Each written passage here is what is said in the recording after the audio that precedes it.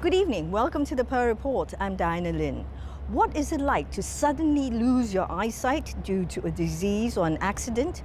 Producer Sylvia Yu learns of the challenges confronting the newly visually impaired and what they can do to regain independence.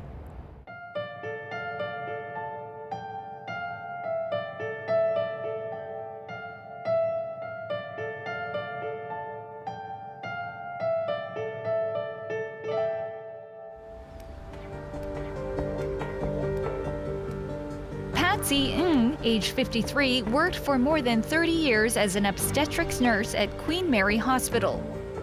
I'm an active and a very busy person. Then last June, I had a severe headache and I rushed back to the hospital. she had surgery to remove a brain tumor in her pituitary gland. I lost my eyesight.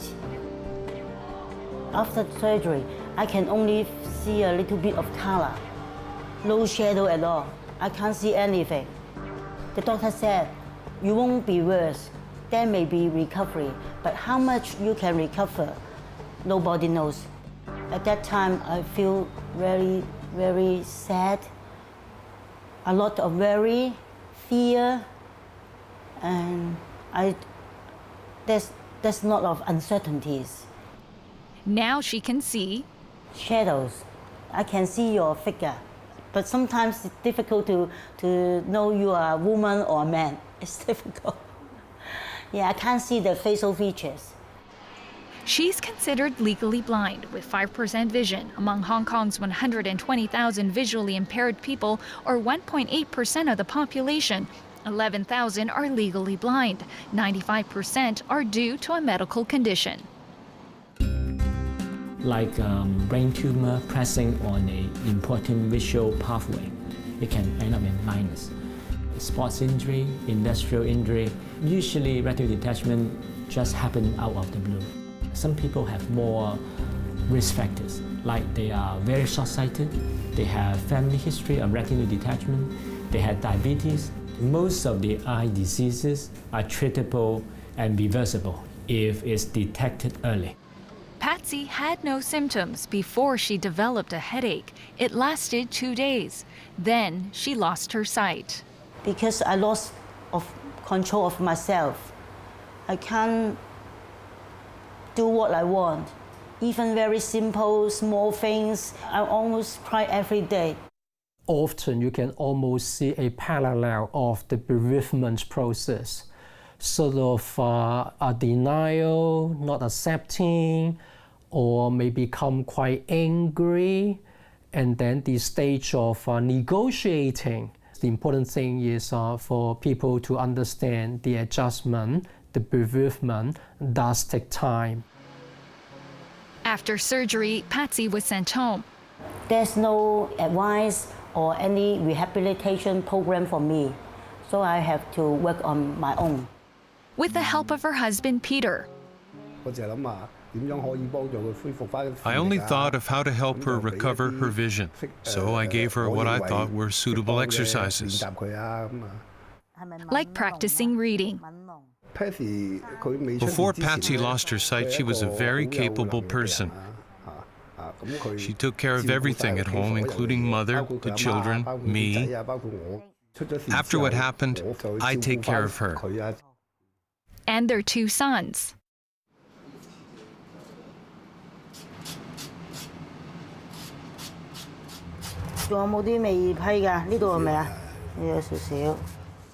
Every day she washes and cuts the vegetables. Peter does the actual cooking. My guitar. In the first few months after surgery, Patsy wanted to return to work. Then my boss said, Patsy, be realistic. There is no permanent job that is suitable for you. So it suggested me to apply for early retirement. A very independent person becomes so dependent. So I already depressed. I don't know whether I could be recovered. Feel sad and heartbroken.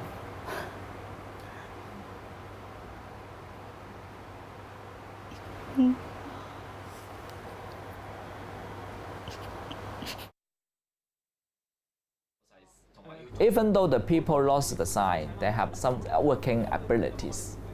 But the society do not offer them job. There must be a policy change. For example, quota system to require the big company or organization have to employ at least 2% of disabled. For the visually impaired, the Social Welfare Department gave about $106 million for this fiscal year to the Hong Kong Society of the Blind for services including home training and rehabilitation. That covers 55% of expenses. The rest are from private donations. We don't have additional funding from the government for more than 20 years. It is high time that the government should think about giving us more resources to help people who are in need. But the SWD says there was more than 20% growth in the allocation over the past 4 years to the Society of the Blind. 200 newly blind people are on the Society's waiting list to be trained to live independently. This is no good because they need training immediately. It is quite a burden to the family if people stay alone without any help. What do you think is a difficulty in your daily life after you lose the eyesight? For example, to buy something, say to buy some bread, but I can't now. I need to depend on my husband. Yeah, I don't want to true. be a burden to him. Patsy didn't know services were available to help her. Then 6 months after her surgery, Patsy was referred by a friend to the Hong Kong Federation of the Blind to work with Monica, a social worker, and Helen, a visually impaired trainer. Patsy began her training a month later. We teach the Patsy some independent living skills. First, we teach her self-protection aimed at preventing injury when she goes out or stays home. Helen, aged 49, lost her sight 19 years ago. I think the biggest challenges newly visually impaired people have are psychological stress and a lack of skills like going out, cooking, survival skills, and a lack of confidence.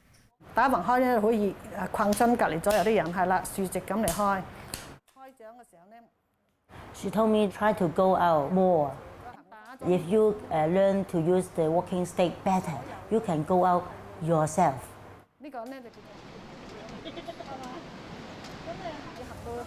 To go to the traffic lights, because with no tactile guide path, better keep to the wall. After becoming a trainer, I'm going out more often. My confidence is boosted. Being able to teach the students how to cope with life and go out, I feel a sense of achievement. They think they are not useless. They can make use of their own experience to help the people in similar situations. In the future, if I'm getting better, I hope I can help the other friends like me.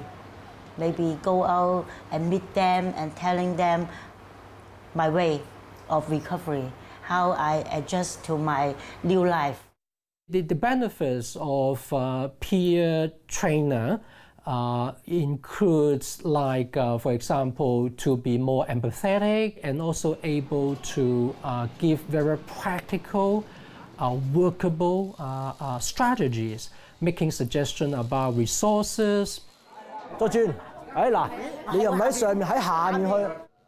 Like accessing free Kung Fu classes. Kung Fu mainly boosts their self-confidence. Practicing Kung Fu makes them feel better about their bodies, so they won't lose their balance so easily. I do have more confidence after learning Kung Fu because I found myself stronger, healthier, and that my balance is better than before.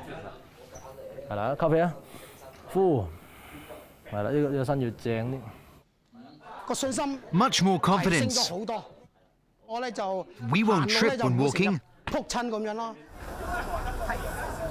Tang Kwangpo, age 53, ran a wet market meat stall in Wan Chai for 30 years. In March 2002, he had an operation to remove a tumor on his forehead and became visually impaired. Before, I was the family's breadwinner and boss of this meat store. I alone pay all the household and other expenses. When I lost my eyesight, I lost my job. It was very hard to bear. It drove me crazy. To pay the bills, Kwangpo had to sell his flat and move with his wife and 2 sons into a public rental flat in Chaiwan. For 2 years, he rarely ventured out. My wife goes to work. If she was free, she bought me a takeaway meal.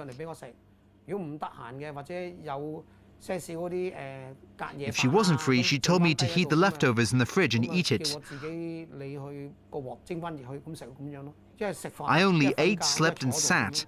I sat from morning to night.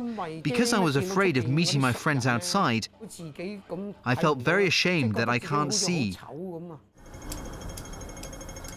Within the Chinese tradition, we view that people with visual impairment is a curse from some kind of wrongdoing from their former life. It sometimes results in, well, I better keep myself away and I don't want to have anything to do with the person. Self-pity is a common situation of the people facing lost the sight suddenly. They're confused about their life. They don't want it to be a burden of their family. Kwangpo sought training from an NGO to become more independent. When we boil water or tea at home, we need to first feel with our hand where the stove is. Then we light the stove. To test if the fire is on, we use the back of our hand. After learning household safety rules, I can be independent and cook for myself. And go out by myself. With his stick, he tries to follow tactile guide paths. You can sometimes go in the wrong direction and not know where you've ended up. Then you ask and see if anyone can take you to the minibus stop.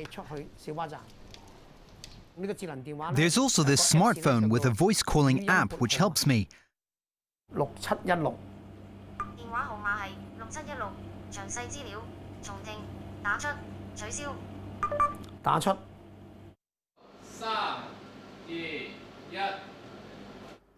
Kwangpo volunteers to co-host an online show teaching young people how to cook simple meals.